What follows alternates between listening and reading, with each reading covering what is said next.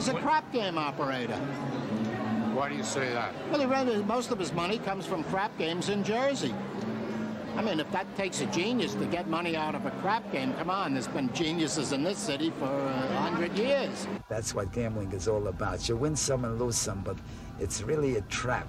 They were giving you $1,000 bills, and that's how you ran to the casinos. You wanted the perking up of your heart and the feeling of a different kind of life. I must sound like a baby up here. I haven't smoked, I haven't drank, and I don't take drugs, okay? Well, I have other problems, but I can't tell you about them. Trump has an addiction all his own, cash flow. And to satisfy his craving for cash, he went where the money was, to Atlantic City. Atlantic City liked the fact that Trump seemed to have a clean image with no prior ties to the gambling industry. Donald's problem is a simpler one. He wanted to become a super citizen. He wanted to be the beneficiary of a privilege granted by the state of New Jersey, namely a gaming license. And therefore you have to, it's like going to confession, you have to prove that you are an absolute first-class citizen. That was a little hard to do considering his connection to Daniel Sullivan. To the Teamsters Union, Sullivan was a reformer. To the law, he was a man with a criminal record. To Donald Trump, though, he was an asset on his construction jobs. And he was also co-owner of the land on which Trump wanted to build his first casino. One of Sullivan's partners on that land had links to Nicky Scarfo, the crime boss of Atlantic City, currently in jail. Sullivan and his partners had bought the land just 1 week before they sold it to Trump. Trump owned the land, but he said he wouldn't build until he had a casino license. The Casino Control Commission granted it to him in record time. He had almost everything. He did not have the financing for the Trump Plaza, and at that time, he was in the process of building the Trump Tower in New York, and he was under construction with the Hyatt New York.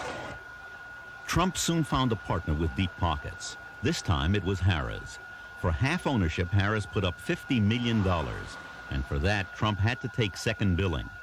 He'd soon buy Harrah's out and rename the casino Trump Plaza.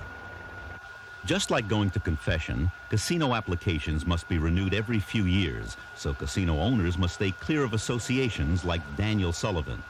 That leads to questions about Trump's relationship with this man, Joseph Wexelbaum. To Donald Trump, he provided helicopter service to Atlantic City. To drug enforcement officials, he was a sometime middleman between Colombian cocaine suppliers and American drug dealers. In 1985, he was indicted on drug and tax conspiracy charges and eventually served 18 months in jail. Trump proved to be a loyal friend. After Wexelbaum had been indicted, Trump rented him one of his New York City apartments on a part cash, part barter basis. When Wexelbaum got out of jail, he moved into a Trump Tower apartment owned by his girlfriend.